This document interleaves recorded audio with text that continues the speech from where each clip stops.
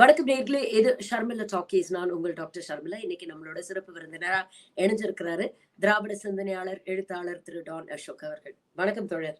வணக்கம். வணக்கம் மேடம். மோடி வந்துட்டு போனப்புறம் அரசியல் களம் இன்னும் தீவிரமாயிருக்கு. ஒரு 3ஆம் தர 4ஆம் தர அரசியல்வாதி மாதிரி விமர்சனங்களை மேடையில வச்சாரு அப்படிங்கறத நம்ம பாக்குறோம். இதற்கு எதிர் தரப்புல முதல்வர் ஸ்டாலின் அவர்கள் பதில் சொல்லும் பொழுது ரொம்ப தெளிவா, ரொம்ப ப்ரிசைஸா தமிழ்நாடு இது நாள் வரைக்கும் எப்படி இருந்தது, யாங்க என்னெல்லாம் பண்ணியிருக்கிறோம், இப்போ எப்படி எல்லாம் இருக்கு, என்னெல்லாம் மைல் ஸ்டோன்ஸ் அச்சீவ் பண்ணிருக்கு அப்படிங்கறது எல்லாம் சொல்லிட்டு கடைசியில தோல்வி பயத்தினாலதான் இவர் இப்படி வளர்றாரு அப்படிங்கிற ஒரு விமர்சனத்தையே வச்சிருக்கிறாரு. மோடியுடைய பேச்சு, ஸ்டாலினுடைய ரிப்ளை எப்படி பாக்குறீங்க? இல்ல, இது அவர்களுடைய கொள்கை சார்ந்த பேச்சாதான் நான் பாக்குறேன். நீங்க திமுகவினுடைய வரலாறு, திமுகவினுடைய சாதனைகள், மக்களை உண்மைகளின் உதவி கொண்டு மக்களை சந்திக்கக்கூடிய திராணி, இதெல்லாம் திமுகவின் பலமாக இருக்கிறது, வரலாறாக இருக்கு. இன்னொரு பக்கம் மோடி என்கிற பிம்பமே பொய்யினால் கட்டப்பட்டது. அது நமக்கு நல்லா தெரியும். மோடியினுடைய குஜராத் மாடல்ல இருந்து மோடியின் என்றாலே பொய். மோடி அதாவது இந்த ஆக்ஸ்போர்டு டிக்ஷனரியில புதுசா வார்த்தை சேர்ப்பாங்க தெரியுமா, வருஷம். அது மாதிரி இனி வரும் காலங்கள்ல, அதாவது 20-30 வருஷத்துல மோடி என்ற வார்த்தைக்கு பொய்ன்ற அர்த்தம் அது வரக்கூடிய அளவுக்கு பொய்களை சொன்ன ஒரு அரசியல்வாதி இருக்காருன்னா மோடி தான். அதுல மாற்றுக்கிறதே கிடையாது. நீங்க அது மோடியினுடைய தனிப்பட்ட குணமா கூட நான் சொல்லல, அது பாஜகவினுடைய குணம். நீங்க அண்ணாமலை எடுத்துக்கங்க, எல்முருகன் எடுத்துக்கங்க, வானதி சீனிவாசன் எடுத்துங்க, தமிழிசை எடுத்துக்கங்க, அத்தனை பேரும் அவர்களுடைய மனசாட்சியின் அளவின்படி பொய்களை சொல்லுவார்கள். தவிர அவங்க பொய் சொல்லாம அவங்களால கட்சியே நடத்த முடியாது. வெட்கமானம் இல்லாமல் மதுரை எய்ம்ஸை பத்தி இந்த மோடியால பேச முடியுது தமிழ்நாட்டுக்கு. இது எந்த அளவுக்கு ஒரு பொய்யின் மீது எவ்வளவு ஒரு அபாரமான நம்பிக்கை பாருங்க. இதுக்கு முன்னாடி அமித்ஷா கூட ஒரு மீட்டிங்ல உள்ளரங்க மீட்டிங்ல பேசினதை நம்ம பார்த்தோம். என்ன வேணாலும் பொய் சொல்லுங்க சோசியல் மீடியால அப்படின்னு. அதாவது பொய்களால கட்டப்பட்ட ஒண்ணு. இதெல்லாம் போக ஒரு கட்சியை அழிப்பேன், ஒழிப்பேன், வளர முடியாது என்பதும், திடீர்னு ஜெயலலிதாவும் எம்ஜிஆரும் நல்லாட்சி கொடுத்தார்கள் என்பதும், அந்த பிரதமர்னா நமக்கு ஒரு பிம்பம் இருந்துச்சுல்ல, நமக்கு ஒரு முன்னாடிலாம் இருக்கும். நமக்கு அந்த பிரதமரை பிடிக்காமல் இருக்கலாம், அந்த பிரதமரை பிடித்திருக்கலாம், நம்ம ஓட்டு போட்ட பிரதமரா இருக்கலாம், போடாத பிரதமரா இருக்கலாம். ஆனால் அந்த பிரதமர் என்கிற பதவி மீது நமக்கு ஒரு மரியாதை இருந்துச்சுல்ல, அது இன்னைக்கு அதல பாதாளத்துல மோடியினால விழுந்துருச்சு அப்படிங்கிறது தான் அடச்சிங்கிற மாதிரி ஒரு அருவருப்பான மனிதர் அந்த பதவியை வகிக்கிறார் என்ற லெவல்ல தான், அதுவும் குறிப்பாக தமிழ்நாட்டுக்கு அவர் போன பின்பு எனக்கு தோணுது. நான் ஒரே ஒரு உதாரணம் மட்டும் சொல்றேன். அது ஒரு ஒப்பீடு. இது எங்களுக்குள்ள ஒரு உள்ளரங்கு ஆலோசனை கூட்டம் நடந்துச்சு திமுக பேச்சாளர்களுக்கு. இன்றைக்கு இந்த கூட்டம் போடுறோம்ல, இப்ப 100ஆண்டு விழா வச்சு, அதற்காக என்னென்ன பேசலாங்கிறத பத்தி, அது நான் டீட்டெயில்ஸ் சொல்லல. அது ஒரு க்ளோஸ்டு மீட்டிங்னால. அதுல ஐயா திருச்சி சிவா பேசினாரு, ஆலந்தூர் பாரதி அவர்கள் எல்லாம் பேசினாங்க. எங்களுக்கு அறிவுரை வழங்குகிறதுல திருச்சி சிவா ஐயா சொன்ன ஒரே ஒரு சாரத்தை மட்டும் சொல்றேன். உண்மைக்கு புறம்பான தகவல்களை சொல்லாதீங்க, தெரியாம கூட சொல்லாதீங்க. இது பாருங்க, நீங்க அது ஒரு உட்கட்சி மீட்டிங் தான், வெறும் பேச்சாளர்கள் இருக்கிற மீட்டிங் தான். என்னத்த வேணா சொல்லுங்கன்ற ஆலோசனை தர்ற கட்சி அல்ல திமுக. உண்மைக்கு புறமான இதை சொல்லாதீங்க, உணர்ச்சி வசப்பட்டு அவர்களை போல நீங்க வார்த்தைகளை விட்டுறாதீங்க, கோபத்தால விட்டுறாதீங்கன்ற ஆலோசனைகள்லாம் பேச்சாளர்களுக்கு கொடுக்கப்படுது. எப்படின்னா என்னை போன்ற கடைக்கோடி பேச்சாளர்களுக்கே கொடுக்கப்படுது. அப்ப எங்களை போன்ற பேச்சாளர்களுக்கே இப்படி எல்லாம் ஆலோசனைகள் ஒரு கட்சி தலைமை கொடுக்குது. நீங்க அதர் சைடு அப்படியே பாருங்க. மோடி எங்களை எல்லாம் என்னவெல்லாம் நாங்க செய்யக்கூடாதுன்னு எங்களுடைய தலைமை எதிர்பார்க்குதோ அதையெல்லாம் ஒரு பிரதமர் இடத்துல இருக்கிற ஒரு மோடி செய்கிறார், பாஜகவினுடைய பிரதமர். அப்ப எவ்வளவு டிஃபரெண்ட்! அந்த பாரிய வேற்றுமைம்பாங்கல்ல, ஒரு அளவு கடந்த ஒரு வேற்றுமையை நான் பார்க்கிறேன் ரெண்டு கட்சிக்கும் இடையில, ரெண்டு கட்சி தலைமைகளுக்கும் இடையிலங்கிறதான் நான் நினைக்கிறேன். திடீர்னு பாத்தீங்கன்னா ஒரு பக்கம் மோடிக்கு எம்ஜிஆர் மேலேயும் ஜெயலலிதா மேலேயும் பாசம் அப்படியே பொங்கி வழியுது அப்படிங்கிறத பாக்குறோம். வெளிப்படையா இபிஎஸ் மோடியையோ அமித்ஷாவையோ விமர்சனம் பண்ண மாட்டேங்கிறாரு அப்படிங்கிறதையும் நம்ம பாக்குறோம். ஆனா இன்னொரு பக்கம் இபிஎஸ் திமுக மீதான விமர்சனத்தை இன்னும் கூர்மைப்படுத்திட்டே இருக்கிறாருங்கிறதையும் நாம பார்க்க முடியுது.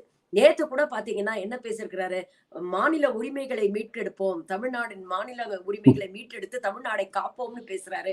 நான் ஒரு விவசாயியா உங்ககிட்ட சொல்றேன், திமுகவுக்கு ஓட்டு போட்டீங்கன்னா ஆண்டவனால கூட தமிழ்நாடை காப்பாற்ற முடியாது அப்படின்னு அதிரடியா பேசுறாரு. இபிஎஸ் உடைய இந்த நிலைப்பாடை எப்படி பாக்குறீங்க? இபிஎஸ் நான் கேட்கக்கூடிய ஒரே ஒரு கேள்வி என்னன்னா, சரி விவசாயியாவே இருங்க, விவசாயிங்கிறதே நம்புவோம்னு வச்சுக்கங்க, ஒரு பேச்சுக்கு நம்புவோம். அப்ப இங்க வந்து இவ்வளவு போராட்டங்களின் மத்தியில விவசாயிகளை சுட்டு கொண்டுகிட்டு இருக்காங்க. அவர்கள் ஏதோ விவசாயிகளை ஏதோ சீன ராணுவத்தின் அத்துமீறல் மாதிரி முள்ளு கம்பியை வச்சு இதை வச்சு தடுக்கிறாங்க. இளம் விவசாயிகளை சுட்டு கொண்டிருக்கிறாரு உங்களுடைய நண்பர் மோடி. அதாவது நீங்கள் யார் பாதத்தில் வளர்ந்தீர்களோ அவருடைய ஆட்சியில அவரை பற்றி இந்த எடப்பாடி என்ன பேசியிருக்கிறாரு, இந்த ஆட்சியை பற்றி, மோடியினுடைய அந்த மௌனத்தை பற்றி. அங்க அவ்வளவு விவசாயிகள் போராடிட்டு இருக்கிறப்ப தண்ணிக்குள்ள போய் ஸ்கூபா டைவிங் பண்ணி கொண்டிருக்கிற சாகச காமெடிகளில் ஈடுபட்டு கொண்டிருக்கிற ஒரு கேலிக்கூத்து அரசை நடத்தி கொண்டிருக்கிற மோடியை பற்றி எடப்பாடி என்ன பேசியிருக்கிறாரு? வெக்கமான வேணாமா? இன்னைக்கு கூட நல்லா கவனிங்க, அதிமுக வெர்சஸ் பாஜக இல்ல, அவங்க அப்படி சண்டையே போடல. நீங்க அதிமுக காரங்களை எடுத்துக்கிட்டீங்கன்னா அவங்க அதிமுக வெர்சஸ் பாஜக சண்டையே அவங்க போடல. அவங்களுக்கு அண்ணாமலையை பிடிக்கல.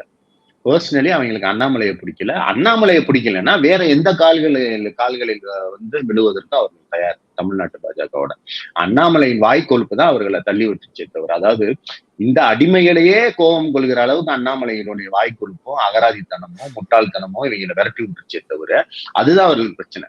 நீங்க அதனாலதான் திருப்பி திருப்பி அமித்ஷா சொல்றாரு கூட்டணிக்கு வந்துருவாங்கங்கிறாரு. அந்த நம்பிக்கையில தான் மோடி இங்க வந்து போன தேர்தலை திட்டிருக்கிறாரு. ஜெயலலிதா கேட்டாங்கல்ல, மோடி இல்ல இந்த லேடி தான் சொன்னப்பெல்லாம் ஜெயலலிதாவை திட்டிய மோடி ஜெயலலிதா தமிழ்நாட்டை ஏமாற்றி கொண்டிருக்கிறாருன்னு அந்த பேச்சே இருக்கு. பேசிய மோடி ஏன் அது என்ன அண்ணாமலை பேசியிருக்கிறாரு. ஊழல் தண்டனை பெற்று உள்ள போனவர் ஜெயலலிதா அண்ணாமலை பேசியிருக்கிறாரு. அப்ப இவ்வளவு ஒரு ஒரு அதிமுக விமர்சித்த பாஜக மோடி திடீர்னு ஜெயலலிதாவையும் எம்ஜிஆரையும் புகழ்றாங்கன்னா இவர்கள் எதிர்பார்க்கிறார்கள் இந்த கூட்டணி அமைஞ்சிருந்த. ஆனா தமிழ்நாட்டு அதிமுக காரர்களுக்கு என்ன பிரச்சனையா இருக்காருன்னா அண்ணாமலை என்கிற இந்த குறுக்கில் நிற்கிற ஒரே ஒரு நபர் தான் அந்த வீட்டுக்குள் போகாமல் இருக்கிற பிரச்சனையாக இருக்கிறார்களே தவிர இவங்க என்னமோ பெரிய திடீர்னு மாநில உரிமை இந்த உரிமைலாம் கிடையாது. உனக்கு அண்ணாமலையோட பிரச்சனை இல்லைன்னா நீ போயிடுற, அவ்வளவுதான் இவங்களோட இதாக இருக்கிறது. அண்ணாமலை மீது விமர்சனங்களை வந்து இன்னும் தீவிரப்படுத்திருக்காங்க அப்படின்னு பாக்குறோம். இன்ஃபேக்ட் ரொம்ப பர்சனலா பாடி ஷேமிங் பண்ற அளவுக்கு எல்லாம் போயிடுச்சு. லேகியம் விக்கிறவன் அப்படின்னு ஒரு பக்கம் சொல்றாங்க. இன்னைக்கு பாத்தீங்கன்னா வனவிலங்கு வன சரணாலயத்துல இருந்து தப்பிச்சு வந்த ஜந்து மாதிரி இருக்கிறாரு அப்படிங்கிற அளவுக்கு கடுமையான விமர்சனங்களை வந்து அண்ணாமலை மீது வைக்கிறாங்களே. இதுக்கான காரணம் என்னன்னு நினைக்கிறீங்க? பர்சனலா வந்து அண்ணாமலை வந்து இவங்களுக்கு ஒரு த்ரெட்டா இருக்காங்கன்னு நினைக்கிறீங்களா? அதுவும் குறிப்பா இந்த புதிய தலைமுறையுடைய ஒரு கருத்து கணிப்பு அப்படிங்கிற பேர்ல ஓட் ஷேர் வந்து பிஜேபிக்கு அதிமுக விட அதிகமா வந்திருக்கு அப்படின்னு சொன்னதுக்கு அப்புறம் தான் அண்ணாமலை மீது இந்த விமர்சனங்களோட தீவிரம் வந்து அதிகமாகுது. அப்போ இது எப்படி நம்ம பாக்குறது? இதுக்கு பின்னால இருக்கக்கூடிய சூட்சமம் என்ன? இது அண்ணாமலையினுடைய தாந்தோன்றித்தனமா நான் பாக்குறேன். நீங்க உண்மையிலேயே எடுத்துக்கிட்டீங்கன்னா தமிழ்நாட்டை பொறுத்தவரை நான் எப்பயுமே சொல்றதுதான், 5 வருஷம் அதிமுக வந்து பாஜக காலடியிலே கிடக்கும். அந்த தேர்தலை ஒட்டி ஒரு 3-4 மாசம் பாஜக அதிமுக காலடியில கிடக்கணும். இதுதான் தமிழ்நாட்டை பொறுத்தவரை இவர்களுடைய கூட்டணி கணக்கு. தேர்தலுக்கு அதிமுக பாஜகவிற்கு தேவை. அரசியல் நடத்த உள்ள போகாம இருக்க, செஞ்ச தப்பையெல்லாம் மறைக்க அதிமுகவிற்கு பாஜக தேவை. இதுதான் இவர்களுடைய கணக்கு. இப்ப தேர்தலை நெருங்க அண்ணாமலை என்கிற இந்த நபர் வந்து அதிமுகவிற்கு மிகப்பெரிய பிரச்சனையாக இருக்கிறார். அது போக இதுவரை அவர் விட்ட வார்த்தைகள்லாம் நீங்க யோசிச்சு பாருங்க. இவங்க ஏதோ அண்ணாவை சொன்னதற்காக தான் இவங்க வந்து கூட்டணியை விட்டு பிரிஞ்சவெல்லாம் கதை விட்டாங்க. இவங்களுக்கு என்ன அண்ணாவை பற்றி இவங்களுக்கு என்ன முதல்ல அறிவுன்றது என்ன இருக்கு? ராஜேந்திர பாலாஜின்ற ஒரு அமைச்சர் இருந்தாரு. திராவிட ஒழிப்பு மாநாட்டுல அர்ஜுன் சம்பத்தோட போய் உட்கார்ந்து இருந்தாரு அந்த ஆளு. அதாவது அதிமுக அமைச்சரா இருந்தது. இப்ப இவங்க அதிமுக காரங்களுடைய அறிவு என்பது எந்த அளவுக்கு இருக்குன்னு நீங்க அது என்னமோ பெரிய என்ன கொள்கை முழக்கமா மாநில உரிமையா உனக்கு என்ன தெரியும்? முந்தானத்து ஒரு வாரத்துக்கு முன்னாடி கூட பிரஸ் மீட்ல உட்காந்துட்டு எடப்பாடி நீட்டை வந்து காங்கிரஸ் தான் கொண்டு வந்துச்சுன்னு இன்னமும் பாஜகவிற்கு சொம்பு தூக்குற வேலையை தான் பார்த்துட்டு இருக்காரு. அப்ப இது அண்ணாமலை மீதான தனிப்பட்ட வாய்க்கா தயாராரு. ஏதோ பிரச்சனை நடந்திருக்குங்க, அது என்னன்னு வெளிப்படையா சொல்ல மாட்டேங்கிறாங்க. இது வந்து நீங்க நல்லா இது ஏதோ press meet versus press meetha நான் பார்க்கல. என்னமோ தனிப்பட்ட அறையில அது ஏதோ என்னமோ ஒரு மோசமான வார்த்தைகள் பரிமாறப்பட்டிருக்கு, இல்ல யாரு காது மூலமா போயிருக்கு. அதனாலதான் இந்த அடிமைகளுக்கு இப்படி மாத்தி மாத்தி திட்டிக்குதுங்களே தவிர அது அதனுடைய தரம் தெரியுது. இது என்ன அண்ணாமலை என்ன ரொம்ப தரமான அரசியல்வாதியா? இல்ல. பத்திரிகையாளர்களை பார்த்து குரங்குன்னு சொன்னார் அரசியல்வாதி, குரங்கு கூட்டம்னு சொன்னார். இன்னொன்னு என்ன ஆபாச வார்த்தை என்னமோ சொன்னார். அப்ப இந்த மாதிரி நிறைய இந்த மாதிரி பல்லப்படாம அது அது இதை சொல்லிட்டு வட்டார வழக்கு என்னமோ பைத்தியம் மாதிரி வட்டார வழக்கு. அப்ப இப்படி பேசுற ஆள் அப்புறம் எப்படி பேசுவாங்க? நீங்க இன்னொரு விஷயம் கவனிச்சு பாருங்க. அதிமுக திமுக தான் இவ்வளவு பெரிய எதிரிகள் இத்தனை வருஷமா. ஆனா திமுக தலைவர்கள் மீது இவ்வளவு கேவலமான இதெல்லாம் வச்சதுல அப்ப யாரை பேசணும்னு அவர்களுக்கு தெரியுது. அறிவில்லைனாலும் இவன் தான் இந்த வார்த்தைகளுக்கு தகுதியானவன்றது இந்த அடிமைகளுக்கு தெரியறது தான் இதுல நம்ம கவனிக்க வேண்டிய விஷயம். அதான் நான் திருப்பி திருப்பி சொல்றேன்ல, இந்த அதிமுக காரர்கள் அண்ணாமலையை காரித்து போது இந்த கரடியை காரித்து போயிடுச்சுன்ற கதையாகத்தான் நம்ம பார்க்கணுமே தவிர இவர் ரெண்டு மானஸ்தர்களுக்குள்ள சண்டை வந்துருச்சுன்னா இல்ல, பேய்க்கு சண்டைங்கிற லெவல்ல தான் நம்ம பார்க்க வேண்டும். மற்றபடி தேர்தல் கணக்கை பொறுத்தவரை அதிமுக தெளிவா இருக்கும். என்ன இருக்கும்னா, பாஜக கூட கூட்டணி வச்சா தமிழ்நாட்டுல சிறுபான்மையினர் வாக்கு கிடைக்காது. அது இல்லைன்னா பெரிய இழப்பு. இன்னைக்கு ஓபிஎஸும் இல்ல, தினகரன்லாம் இல்லைங்கிறப்ப பெரிய இழப்புகளை சந்திக்க நேரிடும். அதனால தேர்தலுக்கு அப்புறம் போய் அங்க அவங்க மத்தியில ஜெயிச்சாங்கன்னா கூட போய் சேர்ந்துக்கோன்றதுதான் அதிமுகவுடைய கணக்காக இருக்கும். இதுல எந்த வித மாற்று கருத்தும் உங்களுக்கு வேணாம். தேர்தலுக்கு பின்னாடி சேர்ந்துக்கலான்ற ஐடியால தான் நீங்க மோடி அமித்ஷாவை பத்தி பேச சொல்லுங்க. இவ்வளவு பேசுறல அண்ணாமலையை பத்தி. ஏன்னா அண்ணாமலை என்ன ஹெட் பிரான்ச் மேனேஜரா? இல்ல லோக்கல் மேனேஜர் தானே, ரீஜனல் மேனேஜர் தானே. நீ ஹெட் ஆபீஸை பத்தி பேச, ஹெட் ஆபீஸ் சொல்லாம இங்க என்ன நடக்க போகுது? அவர்கள் ஆசையோட தானே அண்ணாமலை எல்லாம் பண்றது. ஏன் அதை பத்தி நீ வாயை திறக்க மாட்டேங்கிற? அப்ப இதையெல்லாம் மக்கள் கவனிக்க வேண்டும்ங்கிறது தான் நான் கேட்டுக்கொள்ள வேண்டிய விஷயம். பல விஷயங்கள் பேசியிருக்கோம். ஆனா நிறைய பேர் பேசாத ஒரு விஷயம், மோடி வர்றதுக்கு முந்தின நாள் நடந்த அந்த சம்பவங்கள்லாம் இருக்குல்ல, 5 மணிக்குள்ள நீங்க வெயிட் பண்ணுங்க, ஒரு பெரிய சர்ப்ரைஸ் உங்களுக்கு காத்துக்கிட்டு இருக்கு அப்படின்னு அண்ணாமலை ஒரு பிரஸ் மீட் கொடுக்குறாரு. அதுக்கப்புறம் 5 மணிக்குள்ள பல முக்கியமான தலைவர்கள் எல்லாம் சேர போறாங்கன்னு வானதி ஸ்ரீனிவாசன் இன்னும் 4 மணி நேரம் தான் இருக்கு, வெயிட் பண்ணி பாருங்க அப்படிங்கிற அளவுக்கு ஒரு பிரஸ் மீட் கொடுக்குறாங்க. அதுக்கப்புறம் 5 மணி ஆகுது, 6 மணி ஆகுது, 6:30 மணி, 7 மணி ஆகுது. அண்ணாமலை எங்க இருக்கிறாருன்னே தெரியல. ஆனா எல்முருகன் உட்கார்ந்து பாவம் பத்திரிகையாளர்கிட்ட மாட்டிட்டு ரொம்ப படாத பாடுபட்டாரு அப்படிங்கிறதெல்லாம் நம்ம பார்த்தோம். சோ சம்ஹவ் ஏதோ பேச்சுவார்த்தைகள் நடந்திருக்கு அப்படிங்கிறது நமக்கு தெரியுது. ஒரு பக்கம் கண்டிப்பா ஏதோ பேச்சுவார்த்தைகள்லாம் நடந்திருக்கு. அங்கேருந்து சில பேரை தூக்கிட்டு வர்றதுக்கான முயற்சிகளை பாஜக செஞ்சிருக்கிறாங்க. ஏதோ ஒரு இடத்துல லாஸ்ட் மினிட்ல அது மிஸ்ஃபயர் ஆனதுனால இது நடக்காம போயிடுச்சு. ஏன்னா அவ்வளவு தூரம் கான்பிடென்டா ஒரு பிரஸ் மீட் கூட்டி இதை சொல்றாங்கன்னா எல்லாத்தையும் சீல் பண்ணிட்டோம், டீல முடிச்சிட்டோம் அப்படிங்கிற மாதிரிதான் நமக்கு நினைக்க தோணுது. அப்ப ஏதோ இந்த கூவத்தூர்ல கையாண்ட மாதிரி ஏதோ ஒரு முறையை கையாண்டு இபிஎஸ் போக வேண்டியவங்களெல்லாம் தடுத்து நிறுத்திட்டாரா, இல்ல கடைசி நிமிஷத்துல அண்ணாமலை மீது நம்பிக்கை இல்லாம இவங்க எல்லாம் வர மறுத்துட்டாங்களா? உண்மையிலேயே என்ன நடந்திருக்கும்னு நினைக்கிறீங்க? நீங்க 2-3 விஷயம் யோசிச்சு பாருங்களேன். இவங்க கட்சியா நடத்துறாங்க, அசிங்கமா இல்லையா அவங்களுக்கு? ஒரு கட்சியில இருந்து இன்னொருத்தவங்க வர்றது என்ன உனக்கு என்ன அவ்வளவு பெரிய சாதனையா? அது நாங்க 500 பேருக்கு இது கொடுக்க போறோம், 500 பேருக்கு ஏதோ ஒரு நலத்திட்டம் பண்ண போறோம், ஒரு 1000 பேர் மக்கள் சேர்றாங்க, இந்த மாதிரி இல்லாம ஏதோ கட்சியில இருந்து வர்றது ஏதோ பெரிய மாபெரும் சாதனை. நீங்க பாஜக வந்ததுல இருந்து தான் இது ஆரம்பிச்சிருக்கு. வேற்று கட்சியில இருந்து எதையாவது பண்ணி காசை கொடுத்து ஆபாச சிடி சப்ளை பண்ணி என்னத்தையாவது பண்ணி அவங்களை கட்சிக்குள்ள இழுக்கிறதுங்கிறது சாணங்கியத்தனமா மாறி இருக்குது. நீ இன்னைக்கு முந்தானித்து பாருங்க, ஆதீனத்தை மிரட்டிருக்காங்க, ஆபாச சிடியை வெளியிட்டுருவேன்னு சொல்லி ஆதீனத்தை மிரட்டிருக்காங்க. இந்த கட்சியே இது ஒரு ஆபாச கட்சி, இது ஒரு அசிங்கமான கட்சி, ஆபாச கட்சி, பிளாக்மெயில் கட்சி. இதுதான் பாஜகவினுடைய, அதுவும் குறிப்பா தமிழ்நாடு தமிழ்நாட்டு பாஜக இதுல முதல் இடத்துல இருக்கு அண்ணாமலையோட தலைமையில. நீங்க அண்ணாமலை பற்றியே சொன்னாங்கல்ல, யாரோ அந்த வல்லுப்படாம இருக்கிறத சொன்னதுக்கு வீடியோ எடுத்து அவருக்கு அப்படியே பழக்கம் ஆயிடுச்சுன்னு ஸ்ரீசேகர் ட்வீட் போட்டிருந்தாரு. அப்ப அதுதான் அவர்களுடைய கலாச்சாரமாகவே. எப்படி பில்டப்னா, இந்த ஒரு விவேக் காமெடியில சொல்லுவாங்க, இன்னும் 10 நிமிஷம் தான் இருக்கு, இன்னும் 5 செகண்ட் தான் இருக்கு, இன்னும் 4 செகண்ட் தான் இருக்குன்னு கவுண்ட் டவுன் சொல்லிக்கிட்டே இருப்பாங்க. அது மாதிரி வரிசையா பிரஸ் மீட். அந்த பிரஸ் மீட்ல பாத்தீங்கன்னா பெருமை, பக்கத்துல நிக்கிறவங்க முகத்தை கவனிங்க. அந்த பேட்டிக்கு அப்புறம் யூடியூப்ல அந்த பிரஸ் மீட் எடுத்து பார்த்து அண்ணாமலை பக்கத்துல இருக்கிறவங்களோட முகத்தை கவனிங்களேன். அவ்வளவு ஒரு தலைமை ஏதோ பண்ண போறான் போலன்ற அளவுக்கு ஆம்பாங்க. கடைசியில பார்த்தா நீங்க இன்னொன்னு கவனிங்க, அண்ணாமலையை காணும். அதுல அந்த பிரஸ் மீட்ல அண்ணாமலையை காணும். அண்ணாமலைக்கு முன்னாடியே தெரிஞ்சிருச்சு அப்படின்னே வரப்போறது இல்லைன்னு.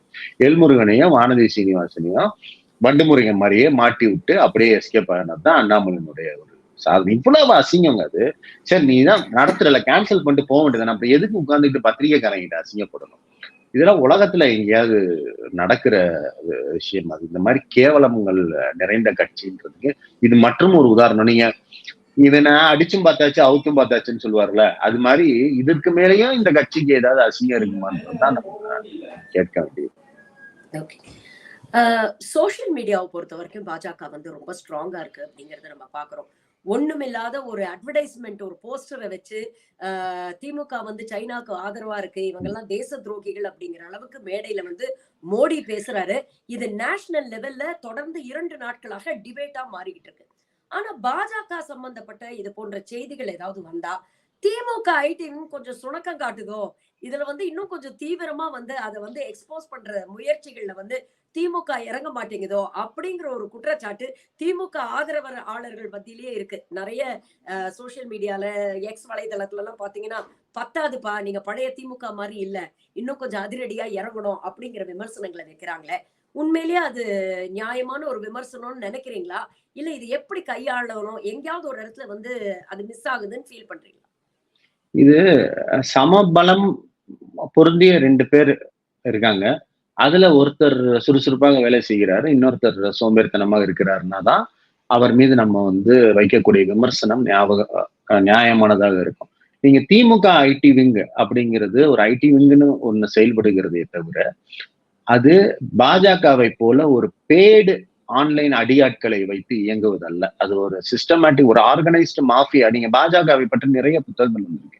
பாஜகவினுடைய அந்த அந்த ட்ரால் மெத்தட்ஸ், எப்படி பெண்களை இது பண்றாங்க, எப்படி பொய் செய்திகளை பரப்புறாங்கன்னா அவங்க சிஸ்டமேட்டிக்கா அது ஒரு ஆர்கனைஸ் மாஃபியா முதல்ல ஆரம்பிச்சிட்டாங்க. அவளுடைய சிஸ்டமே பேடு சிஸ்டம். நீங்களே பார்த்துருப்பீங்க, இப்போ உங்க கமெண்ட்ஸ்லயே பேடு பாட்ஸ் வரும். ஒரே பேர்ல நிறைய அந்த அழகான பெண்களின் புகைப்படங்களை வச்சு வச்சு கமெண்ட் போடுறது வரும். அப்புறம் நிறைய ஏதோ ஆபாச பக்கங்கள் திடீர்னு பார்த்தா மோடி போட்டோவோட வந்துடும். அந்த பக்கத்தை வாங்கி பாஜக வைக்கிறாங்க. இது எல்லாமே ஏகப்பட்ட காசு செலவழிச்சு, அதாவது ஒரு உண்மையிலேயே சொல்ல போனால் திமுகவாலேயோ அதிமுகவாலேயோ கூட செலவழிக்க முடியாத அளவுக்கு ஒரு காசை செலவழித்து அவங்க ஒரு ஆர்கனைஸா வச்சிருக்காங்க.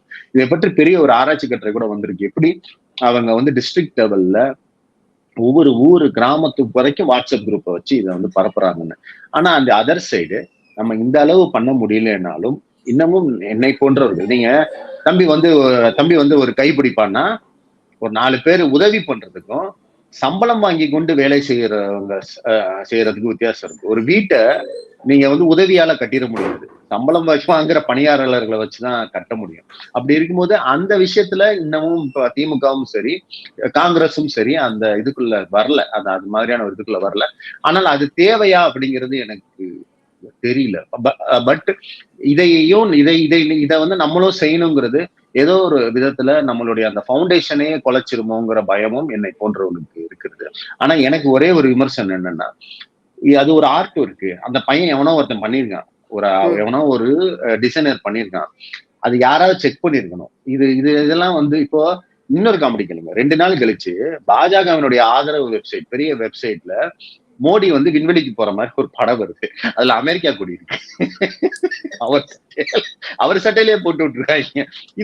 இது வந்து ஒரு கிளரிக்கல் எரர்பாங்களா, அவனுக்கு தெரியாது. அவன் ஏதோ சிவப்பு கலர்ல டிசைனா இருக்கு இந்த ராக்கெட்ல போட்டான். அது சீனா கொடின்னு நம்ம ஆட்களுக்காவது தெரிஞ்சிருக்கணும். நம்ம ஆட்களுக்கு தெரியலங்கிறது நம்மளுடைய எதிரிகள் இதை கையில் எடுப்பார்கள். இதுதான் தலைவர் வந்து நிறைய இதுல சொல்லியிருக்கிறார், கவனமா இருங்க, வார்த்தைகள்ல கவனமா இருங்க. தலைவர் திருப்பி சொல்றதா தான். ஏன்னா நீங்க செய்யக்கூடிய சின்ன தவறு கூட மிக பெரிதாக இவங்க உடனே நேஷனல் மீடியா கொண்டு போய் அது ஏதோ தேச துரோக இது மாதிரி விவாதிக்கிறாங்க.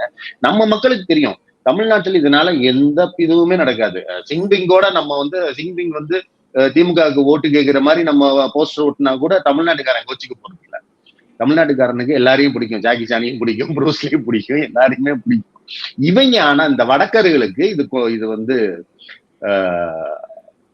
ஒரு பிரச்சனைக்குரிய விஷயம் தான். ஏன்னா நம்ம இப்ப இந்தியா கூட்டணியை பிரதிபலிக்கிற ஒரு கட்சியாக இன்னைக்கு திமுக இருக்கும்போது நம்ம இதுல எல்லாம் கவனமாக இருக்க வேண்டும்ங்கிறது என்னுடைய ஒரு இது. மற்றபடி அவர்களுடன் ஒப்பிடும்போது அந்த ஆர்கனைஸ் மாஃபியா இல்ல, நம்ம வாலண்டியர்களால தள்ளுன்னு தள்ளக்கூடிய ஒரு கட்சியாக தான் நம்ம இருக்கிறோமே தவிர நம்ம அந்த மாதிரி ஒரு பேடு அடியாட்களா இல்ல. அதனால அந்த வேற்றுமை இருக்கதான் செய்யும். அது அந்த அளவு வரவே முடியாது நம்மளால. பாஜகவுடைய சித்தாந்தம் வந்து all is fair in love and war மாதிரி all is fair in politics அப்படிங்கிறதுதான். ஒரு சாதாரண மேயர் தேர்தல்ல எந்த அளவுக்கு வந்து இவங்க வந்து தகுடதத்த வேலைகள் பண்ணாங்க அப்படிங்கறத நம்ம பார்த்தோம். கொஞ்ச நாள் முன்னால மோடி சொல்றாரு 400 சீட்டுக்கு மேல ஜெயிப்போம் அப்படின்னு சொல்றாரு. ஆனா இன்னைக்கு மெதுவாக வட மாநிலங்களில் குறிப்பா யூபி, பீகார் போன்ற மாநிலங்கள்ல வந்து இவங்களுடைய பிடி கொஞ்சம் கொஞ்சமா குறையுது. இவங்க பிரச்சனையை சந்திக்கிறாங்க அப்படிங்கறத நம்ம பாக்குறோம். அப்போ வேற ஏதாவது ஒரு ஆல்டர்னேட் ரெடி பண்ணணும் அப்படிங்கிற ஒரு தாட் கண்டிப்பா பாஜகவுடைய தலைமையில ஓடும். அதனாலதான் ஆஃப் லேட் தமிழ்நாட்டுல அதிகமா கான்சென்ட்ரேட் பண்றாங்களோ அப்படிங்கிற ஒரு கேள்வி வருது. வஸ்கம் வர்ஸ் அங்க நிலைமை இன்னும் மோசமாச்சுன்னா இங்க பாஜகவுடைய நடவடிக்கைகள் தீவிரமாகுமோ அப்படிங்கிற ஒரு கேள்விக்குறி வருது. அதிமுகவை மேலும் டைட் பண்ணுவாங்களா? திமுக அமைச்சர்கள் மீது மேலும் வழக்குகள் பாயுமா?